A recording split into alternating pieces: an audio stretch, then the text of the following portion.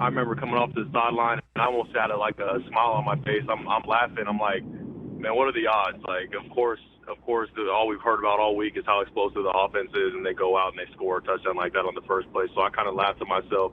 We looked at the play and saw, the breakdown in coverage, and we're able to correct it. And those type of moments that early in the game, you realize that there's so much football left to play in the game that you're not gonna start to melt down after the first play of the game.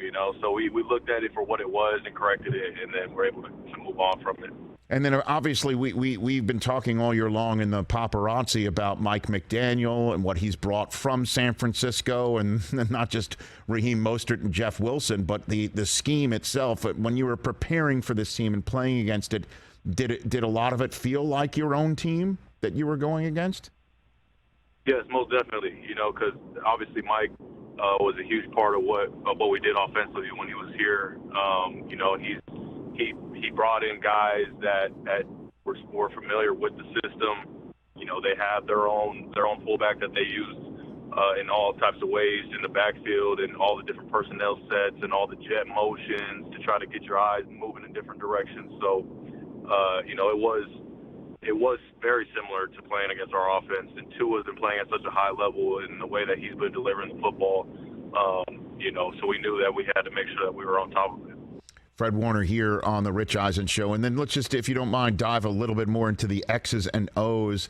How much of the week of preparation was on knowing McDaniel from, obviously, when he was maybe walking the halls there, down from the defensive room, but obviously in the offensive side? How much of it was like anticipating what he might know about you and your countering? Can you take us inside the preparation going against an opponent coached by someone that knows you and you know yourself?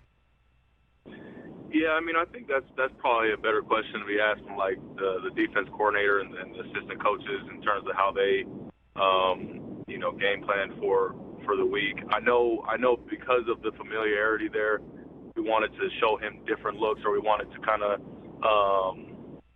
keep him off tilt throughout the game. And so there were a couple of different nuances that we had to implement. But for the most part, it was just honestly running our stuff and being on top of it. We knew that they loved to attack the middle of the field. So as the game went on, we had to make sure that we kept our depth, especially at the second level, because his strength is getting that ball right over the second level in those windows, right over the middle. So our mentality in the entire game was pass first, run second. If they were gonna run the ball, we were gonna come down late and stop them. That wasn't our priority. Our priority was keeping everything in front of us. And obviously, you did your former defensive coordinator Robert Saleh a favor beating the Dolphins too, Fred. You did him a solid by taking care of that. Yeah. Would you pound the table for D'Amico Ryans, your current DC? Tell me about him. What I should know. Oh man, I feel like I talk about him every week. At this point, there's not much else left to say. We're ranked first in almost every defense category, and he's done this for back-to-back years of having a top 5 defense. And I think the thing that if I had to sell him as a head coach to a team, the number one thing that you want at that at that position is a leader of men.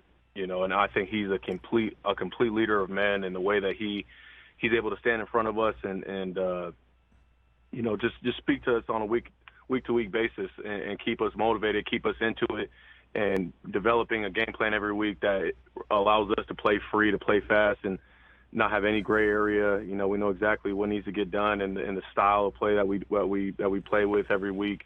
Not everybody can do that, and I think that all starts with him, and he's fantastic. Catch the Rich Eisen Show every single day on the Roku channel, 12 to 3 Eastern, for free.